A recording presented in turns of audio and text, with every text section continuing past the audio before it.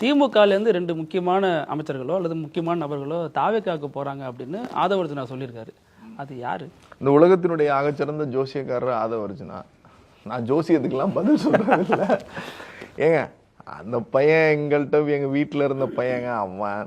நான் திரும்பவும் சொல்றேன்லங்க, நான் வந்து நீங்க இப்போ ஒரு கேள்வி கேட்டார் தம்பி, நீங்க இப்போ அப்ப பார்த்த மாதிரி இப்பவும் அதே அரசியல் நிலைப்பாடுல அப்படின்றாப்புல எதிர்பார்ப்பு இருந்தாதான் உங்களுக்கு ஏமாற்றம் வரும்.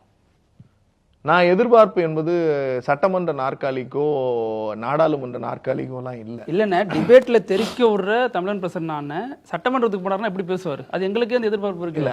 அதைத்தான் நான் சொல்ல வரேன்.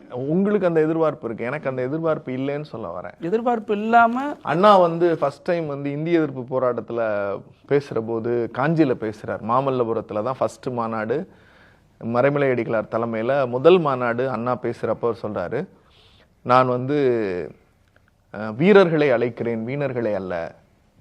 சட்டமன்ற நாற்காலி பூச்சிகளை அழைக்கவில்லை. வீட்டிற்கும் சிறைச்சாலைக்கும் வித்தியாசம் தெரியாத கொள்கை மறவர்களை அழைக்கிறேன்.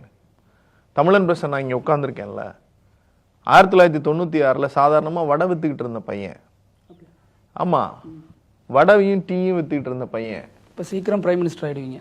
இன்னைக்கு வந்து உயர்நீதிமன்றத்துல வழக்கறிஞரா கோடிக்கணக்கில் சம்பாதிக்கிற, நம்ம அப்பியரன்ஸ் ஃபீஸ் வாங்குற அளவுக்கு உயர்ந்திருக்கிறோம். இடி வந்துட போதுன்னு சொல்றீங்க.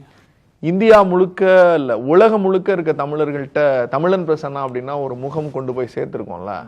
அது பிரசன்னாங்கிற தனிநபரா இல்லையா? இல்ல, திராவிட முன்னேற்ற கழகம் என்கிற பேரியக்கத்தாலையும் அதனுடைய தலைவர்களாலையும் அடையாளப்படுத்தப்பட்டதான். என்னை விட சிறந்த பேச்சாளர்கள்லாம் இருக்காங்க.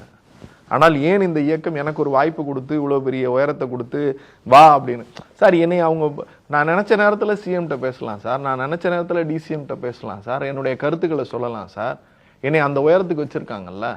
இப்ப இந்த உயரம் வந்து எப்ப பயன்படுத்தணும் அப்படிங்கிறதுக்கு தலைவருக்கு தான் முடிவு எடுக்க முடியும். தலைவர் தான் அதை செய்வார்.